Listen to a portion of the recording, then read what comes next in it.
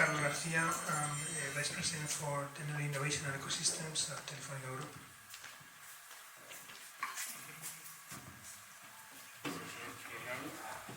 you hear me? Can you hear me? Great. Okay. So we have a very good panelists today. And first of all, I think let me ask one question here. So we, for the past 10 years, right? So many telecom operators here. We are following different directions.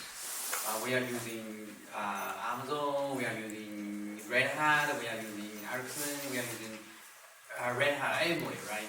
So do you think this is a fragmentation? Because the telecom has been 3GPP based. We have one standard. We are interconnecting everywhere. Do you think this is a fragmented or not? Please. So where's my counsel? Juan Carlos, please. You are the first. You mean like the cloud? Yeah. I think so. Okay. So we have a kind of standardization that is probably not the one we are used to. Okay, in terms of when we think about standards, we think about interoperability, portability, and a number of characteristics that we are unfortunately not having today still in the cloud computing world. It is coming. I think there are many initiatives, but we're still not there. Okay. So just before you hand over, what should we do for this kind of problem? I think we mentioned in the panels a bit some ideas about that. So there are many gaps to solve. Some of them around the way we manage a Kubernetes environment and all the complements around. I think we have good technology for getting to that standardization on the runtime environment, on the cloud runtime environment. So this is one thing. And again, we mentioned projects like Hanukkah, Nifio, Silva, etc. And the other thing is the way we manage a kind of the edge cloud continuum. We are able to really create virtual resources on any kind of cloud, being public, private, or edge or cloud. So this is right, the two elements that are missing, and there are initiatives around the first one. On the second, I think we still miss a clear way forward. Okay. Yeah, please. Yeah, so regarding the public cloud and on-premise cloud, it's not fragmentation, I think. But the regarding the on-premise distribution on the OpenStack, like Ubuntu or Red Hat or SUSE, it's a kind of the fragmentation. And so many distributor has own setting, and the many network functions requires a lot of requirement for the years. So the many distributor change the configuration, and that increase the integration effort actually. And I think so typical for typical network functions, if possible, so requirement of network function for ES layer should be same if possible to avoid fragmentation. Okay, so you think the requirements would be the common one, maybe better get a shot. Okay, thank you. Oh, yeah, so I think I divided it with three. So is this fragmented? Absolutely. In AWS actually, have we acknowledged that and doing something about it? Yes. But is it enough? No. So let me deep dive to that a little bit. As you mentioned, actually different partners, telco partners, and part of the telco partners like hyperscalers, cloud providers, we are providing like different solutions, sometimes same solution with different standards in different ways to the customers, and they're not actually through the same standard. So what we have done so fragmentation is apparent. What we have done in AWS to mitigate that, we started actually to move through some adoption of the open source solutions. We created like EKS Anywhere, which you can actually put it on any devices and run Kubernetes on top of that. So Wavelengths actually is designed in a way that can work with enormous number of like telco services, doesn't matter which telco and what. But we're not there. So, but the third part of it is that like, yes, we're trying, but definitely we need to do more.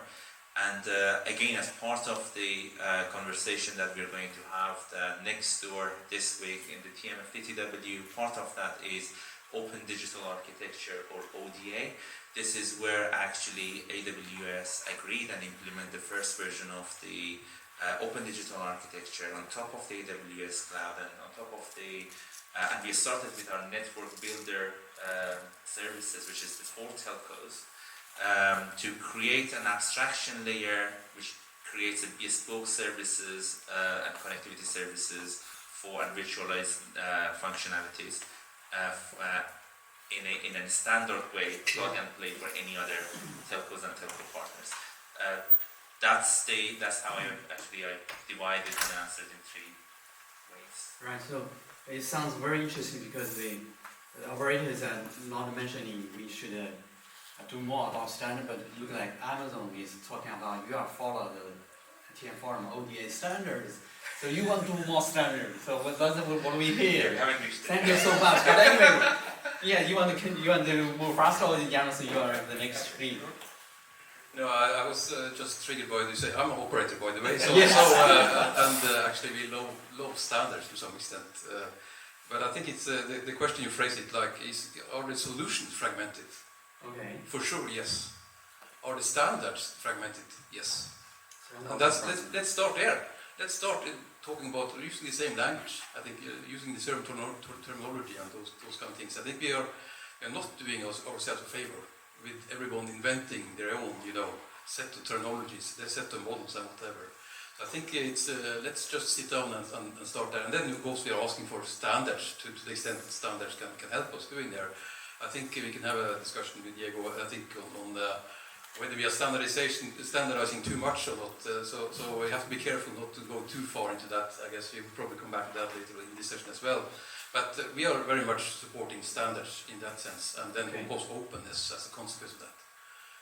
But solutions, just remember there's this difference between standards and solutions, I think, and that's very important to be aware of. So of course there needs to be flexibility and optionality when it comes to solutions, because there are quite a lot of different requirements out there. I think we have this continuum of cloud, so good luck having one set of requirements which are applicable to all of those kind of scenarios. There, I think it will be very hard to reach that level. So what we would like to have more is like a modular standardization, so we can take those to market and get going, and then build on those learnings, and rather do this gradually or iteratively if you want in that sense. Okay, so you give one of the options how we can reshape in standard. Yes, right? yes, and that because that's another thing we probably come back to. If are we fast enough when it comes to the standardization? Okay. Probably a rhetoric question. My answer is no. Okay. Because reality is running faster than what we are. So we are in these days, for example, I think Paul presented that on our multi-cloud strategy. We are sitting down with B2B enterprise customers. They want to move on to this cloud platform, which is not within our telco bubble anymore. It's ourselves needing exactly what we presented. We need to talk to these other industries. And that we need to come up with one model for. And that's another dimension to the complexity of standardization, if you want. Yeah. So we are not really, to let the third party to jump into telecom standard. That would be very complicated for the two customers. Yeah. So the question, of course, is that the approach? Is that the right approach? If we have a very complicated, telco model, and we are talking to a customer who are simpler, do we need to overload, their case with a lot of, different regulatory things, cost, performance, shortcomings, and those kind of things, if it's not needed? So that's a kind of reality check, I think, on what we have to discuss.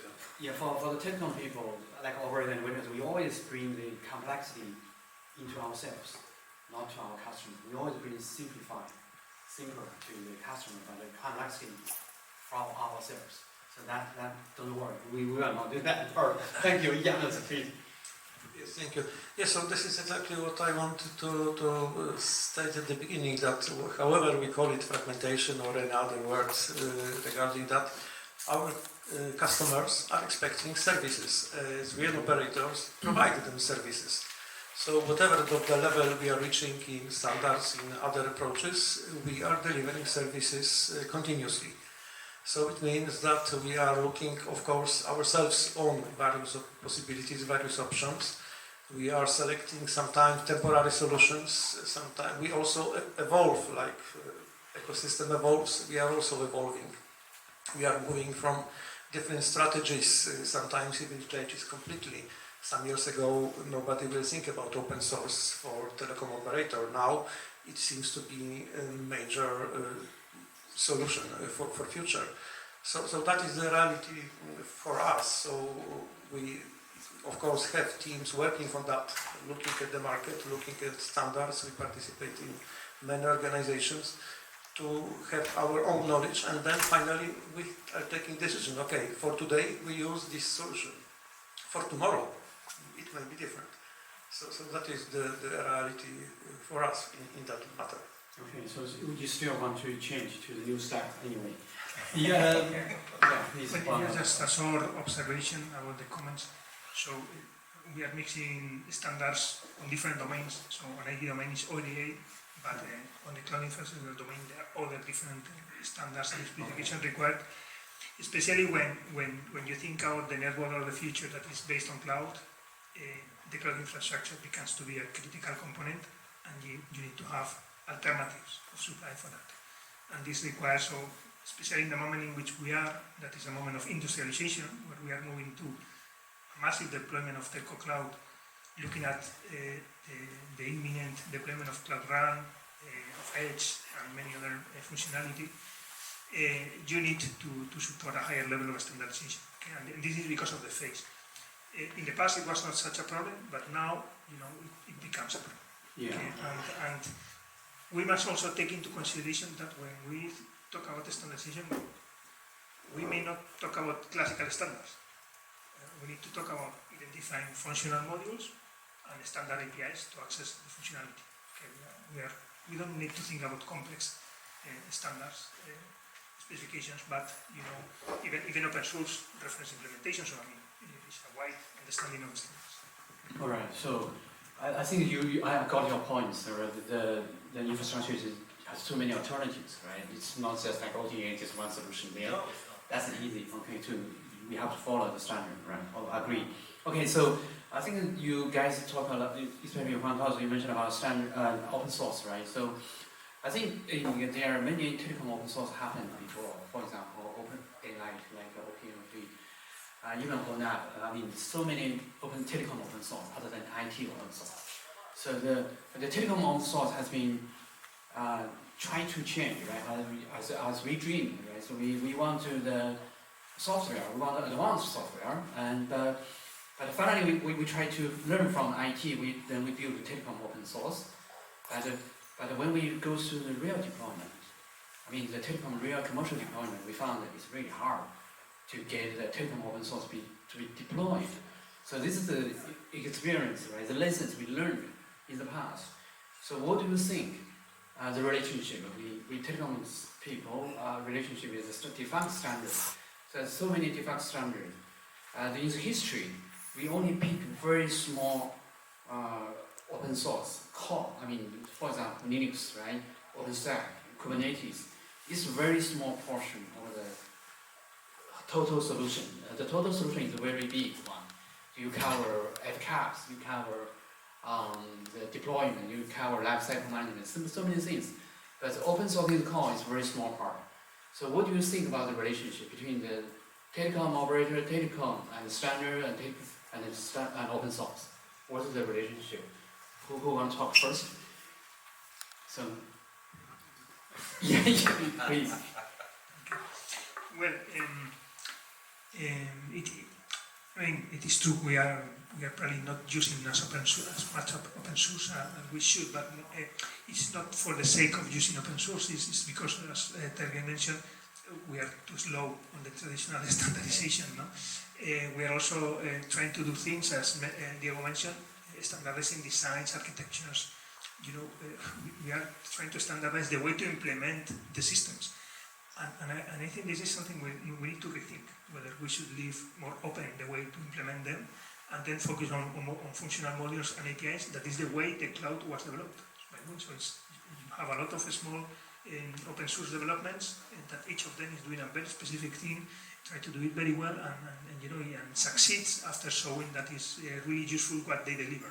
Okay, we are trying to specify full systems end to end with complex architectures, and I think we need to rethink as well. So if we want to be fast, we need to also design and think in a different way, and we have plenty of things to learn from the cloud world.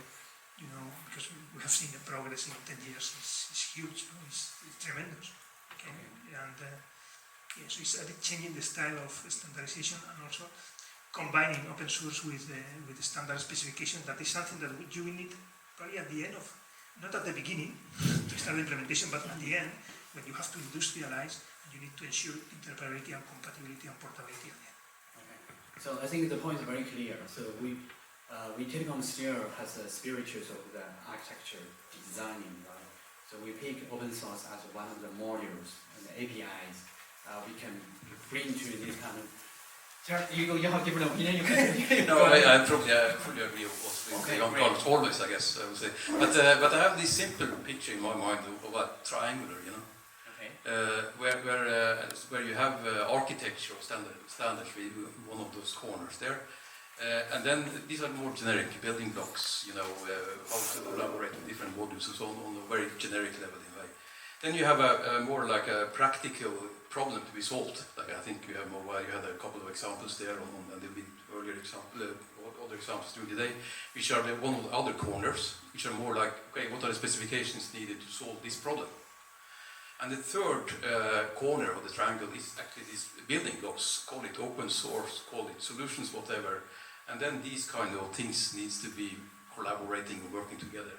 And they have to be moving a bit quicker than probably what we have seen. I think that's a bit of the shortcoming of one of the corners of these triangles, if you want. That if one of them is slow, the other one will find a way outside of that. Yeah. So maybe one more angle, because for operator, of course, there are also other aspects important. One is cost optimization, network effectiveness, and also all the time doubt against vendor locking. And open source seems to be understood as one of the possibility to maybe not solve, but at least to try to be near to the answer to those doubts which face, I think, every operator. So this is something that, as I said, some years ago, nobody will talk about open source. Now, this global approach is changed because of also of those reasons. Okay, so you still have a dream. Okay. Well, Thanks a lot. So I think I heard a couple of times actually we said like we need to do it fast. What is the pain point? I'm asking this because I have a telco logo on my back head. yes, okay. So one of the pain points, I think, maybe it was hidden a bit in what Paul presented today, that I said we have customer cases right now in what we call beyond connectivity. I think the same term as you are using, asking for more, where only connectivity is a part of the problem they want to solve. And we would like to industrialize this. We would like to come with the industry components, open source or whatever, so we can scale it from day number one. And as an industry, we're not ready to do that. That's a bit of concern. That means that, in my mind at least, that means that the example you had with Bosch, I think, and there are many of those examples. They will be probably solved for that customer. Of course, they will get help from you on these global standards. But there are many other cases which also probably will not get help from you, but help from someone else. And they also need to scale these components. I think you're probably also benefiting from scaling these components, I guess. So that's kind of the pain point on that. There are customers knocking on the door right now, as we speak. I have been doing that for some time already, and we really want to have these building blocks ready. Yeah. Absolutely agree. And that was exactly the point I wanted to make. So fail fast is something actually we practice a lot at Amazon. So again, like 90% of me is like telco. So I live like 10 years in telco, one of the biggest telco, and 2 years in Amazon. So I think what we need to change in the telco and in the telco partner, it's not only telcos. It's just like to try to fail fast. What does it mean? It's just try to do rapid prototyping of this open source. Test it. If it works, good. If it didn't work, quickly change to the next strategy. And if we don't do that, that's the reason actually you mentioned actually at telco world. Yes, you're right. We pick the small bits and pieces, and we make like very conscious decisions about like architecting everything in advance and go for it. And that was the reason actually we were avoiding the open source. But one way is just like change the mindset a little bit.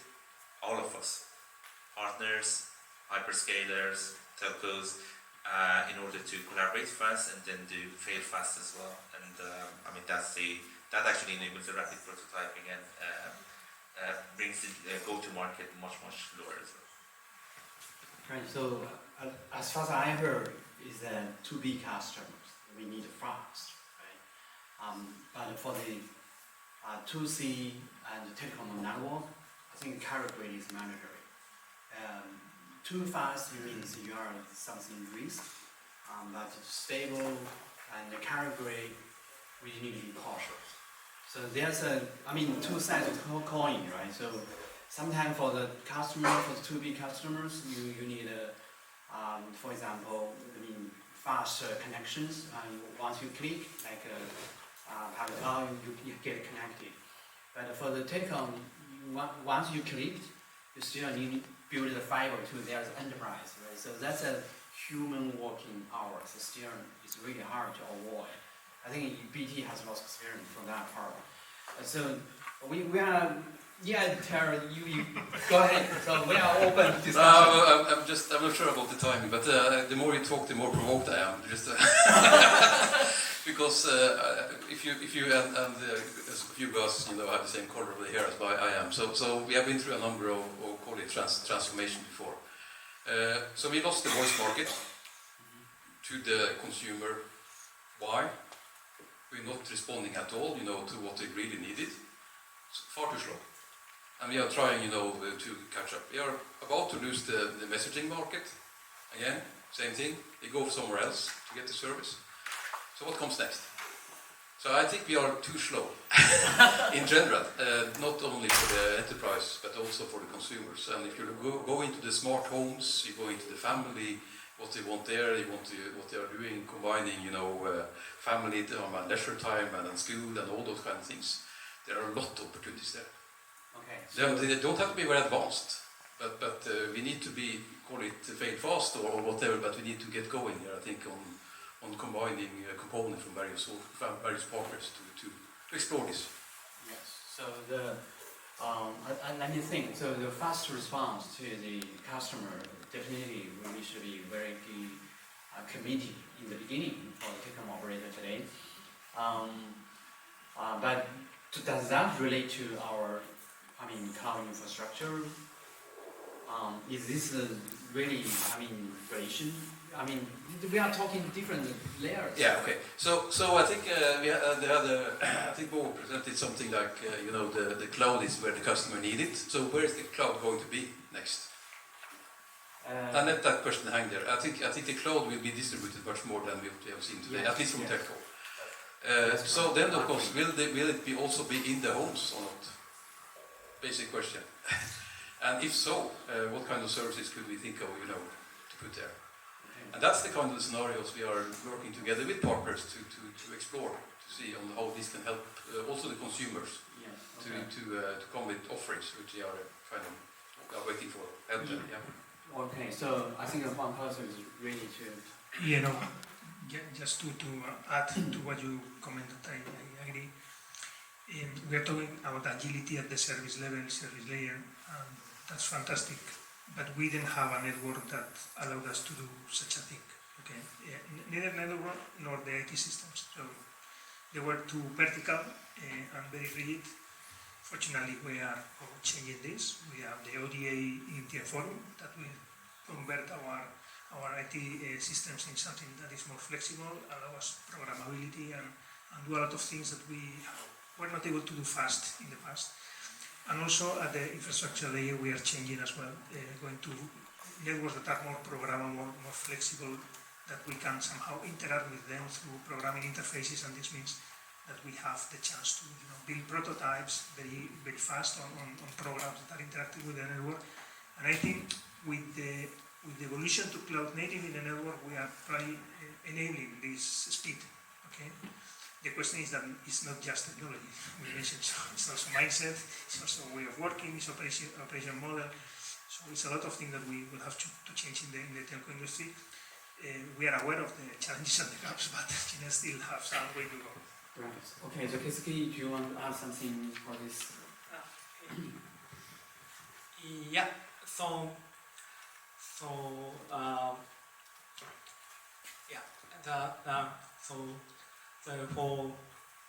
for business creation, so agility and speed is very important, and I agree with you. And so to back to the original theme, regarding the open source software, and it's very important for us to leverage open sources to accelerate our speed, but the very short life cycle of open source is really a problem for operators. And for example, the Kubernetes supports only a very, very short time. Yes, we release. Yeah. And so even in case the life cycle is 1 year, we have to upgrade each case once a year. And so that's really this life cycle is totally different from the telecom model. Yeah, so we have to speed up, and we have to automate the upgrade process, but the open source, we expect that open source support a much more lifetime. Yeah, I really like his talk because he's more realistic people. Please go a bit more. If you he cannot complain for a year. No, absolutely right, and that's where we have Red Hat models. Yeah, so Red Hat, what did Red Hat do? Red Hat just took open source and put support on top of that, and there you go. It's a huge business right now. And I'm not saying actually AWS. I am more familiar with AWS, so that's I give you examples from AWS, but partners can help you. I'll give you one example I gave you about the zero-touch onboarding. So FIDO device onboard FDO is an open source that Intel actually wrote based on the FIDO specs. What AWS is doing is just create a managed service around the same open source and try to create that short span of like the cycles to longer span, and try to help you to just go with that. Doesn't mean actually you cannot create another internal version of that open source. Yes, but you need to manage it.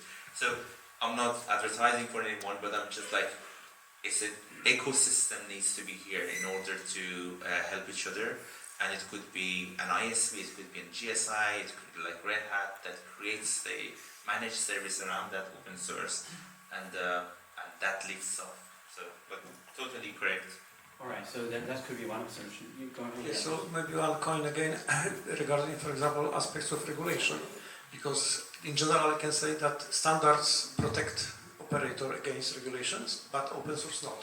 So probably that is the task now for open source communities and cooperation, to build appropriate level of trust towards formal organizations to somehow help both, in fact, to develop our business.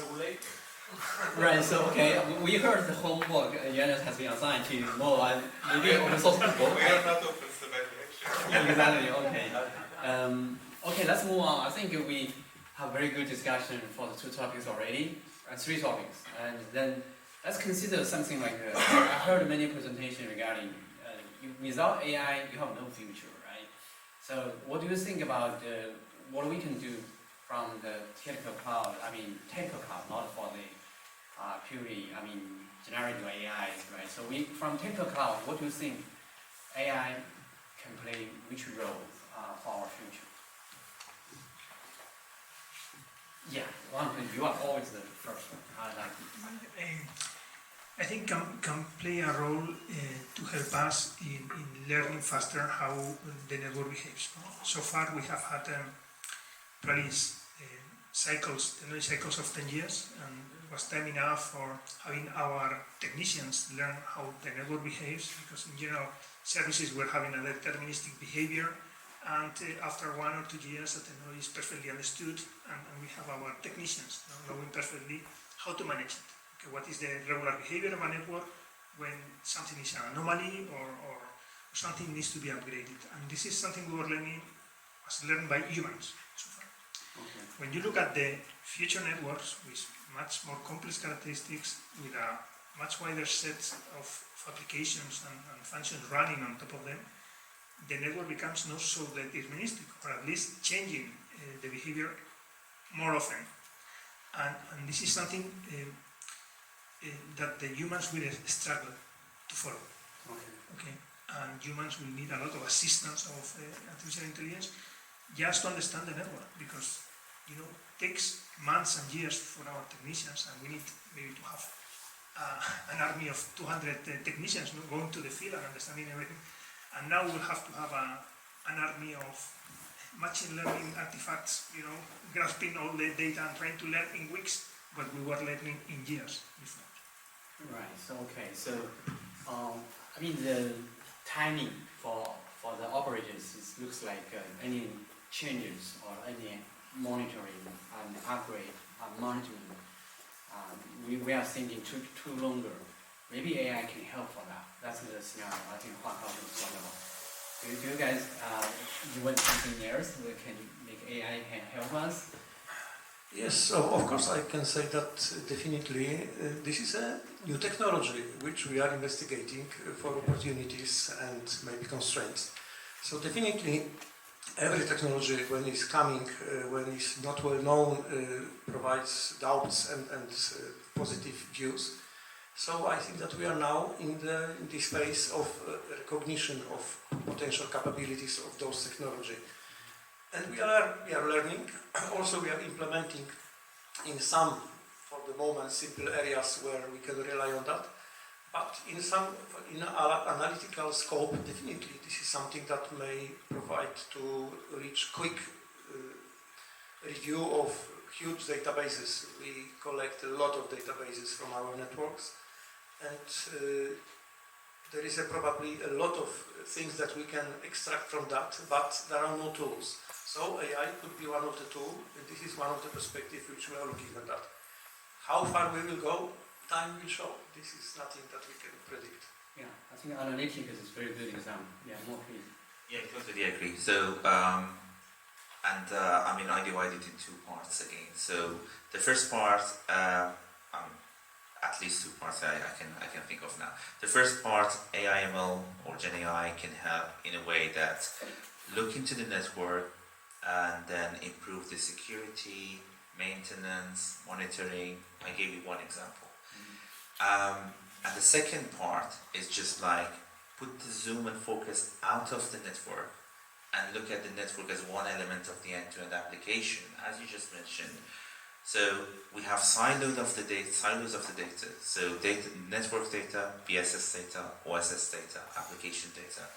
And then what we have done recently is just like we broke the silos, we brought all the data in what we call a telco data lake or a telco lake, where it equips with the AI/ML and Gen AI. Actually, so the GPU standardization is very slow, and even in the ORAN, and Okay. the standardization process is quite slow. Personally. Yeah, and personally, I think it's very low level, and the technology improve every day. So, and but this GPU is broadly used by the VLAN, so we have to accelerate that. Okay. Yeah. All right. So thank you. So, but anyway, he keep saying you are expiring time. Okay. But okay. So I think we are very good discussion today. But I would like to give you one last word from each of you to give the best wishes to the YouTube Yoshi's job. I mean, about the future of the NFV. Can you give one last sentence? Community, to this community. Okay. Then we can close the session, please. Yes, so everything, one is definitely sure is the change, and this is something that we are facing. So we will change, but let's be positive on that. Thank you. No, I think standards are important. So we are very much supporting that and very much looking forward to it. So that's Okay. speed is important as well. Speed is very important. Okay. Very good, Sidney. That's my first time. Actually, I've been privileged to be the first time being here again. So, personally, and on behalf of AWS as well, we are very supportive of the centralization. Okay. And I mean, you can see even like hyperscalers like AWS opening doors to not be siloed and only. So we are going through like more interoperability and more cooperation with other type of partners. So thank you. Okay. Thank you. So network architecture becomes more complex, and the importance of NFV is increasing, I think. And Yoshi continue to lead this community. The last but not the least. Well, first of all, I think this group has set, a ground of work that is fundamental for all the telecom operators and the telecom industry in general. So the work done so far is fantastic. So you need to keep on with this success. And I would say just, a few principles to consider. No, simplicity, I think, is important. If we want to move fast, we need to think also simple. Agility, we mentioned. Focused. I don't think we can do everything, so we should try to do very well some things and understand where the industry has gaps and ensure that NFV give a solution for those gaps. And finally, you see how complex the ecosystem is becoming, so collaboration, so we need a lot of contact with many other organizations, so that's my recommendation. Thank you. Thank you. Thank you. So I think please join me in giving them the panelists applause. I mean, thank you them.